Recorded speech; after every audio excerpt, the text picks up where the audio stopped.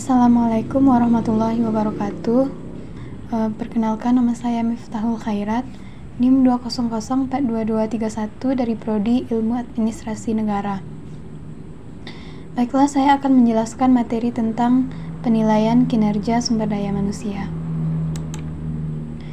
Pengertian penilaian kinerja sumber daya manusia.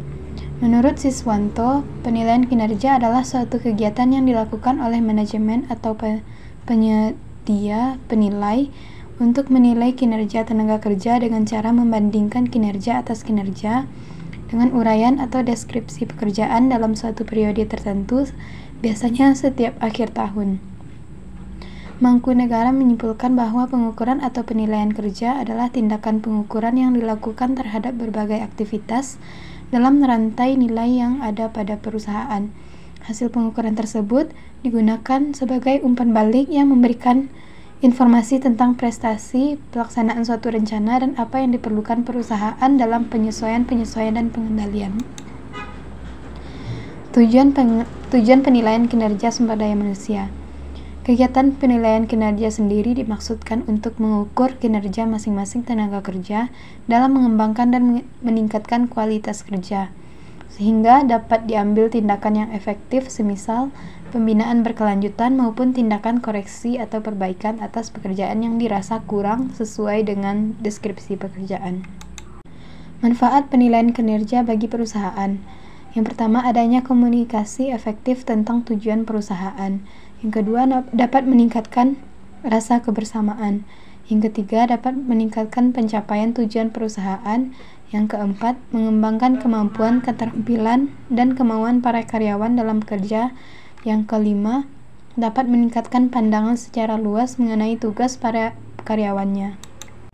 Manfaat penilaian kinerja bagi karyawan.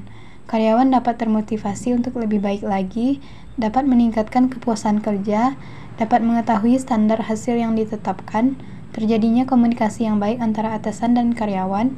Karyawan dapat melihat lebih jelas konteks pekerjaannya, dapat berdiskusi mengenai masalah pekerjaan dan cara atasan dalam mengatasinya. Elemen-elemen pokok sistem penilaian. Elemen-elemen pokok sistem penilaian kinerja SDM ini mencakup kriteria yang ada hubungannya dengan pelaksanaan kerja, ukuran-ukuran kriteria tersebut, dan pemberian umpan balik kepada karyawan dan manajer personalia. Ukuran-ukuran penilaian prestasi kerja yaitu yang pertama, penilaian harus mempunyai hubungan dengan pekerjaan. Yang kedua, adanya standar pelaksanaan kerja. Yang ketiga, praktis. Metode penilaian kinerja karyawan. Pertama, traditional assessment dalam penilaian tradisional. Manajer atau atasan menilai langsung kinerja karyawan berdasarkan pengamatan. Kelebihan dari metode ini adalah sederhana dan mudah dilakukan, tetapi kekurangannya penilaian bisa sangat subjektif karena hanya berdasarkan pengamatan satu pihak, yaitu atasan. Yang kedua, manajemen by objectives. Metode ini menilai kinerja karyawan berdasarkan tujuan yang ditetapkan dalam periode waktu tertentu.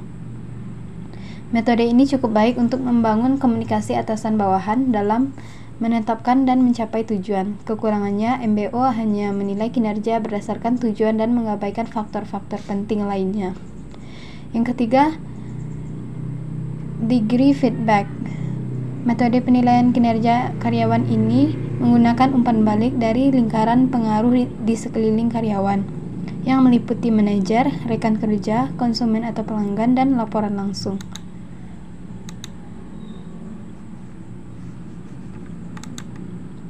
Yang keempat, Assessment Center Method.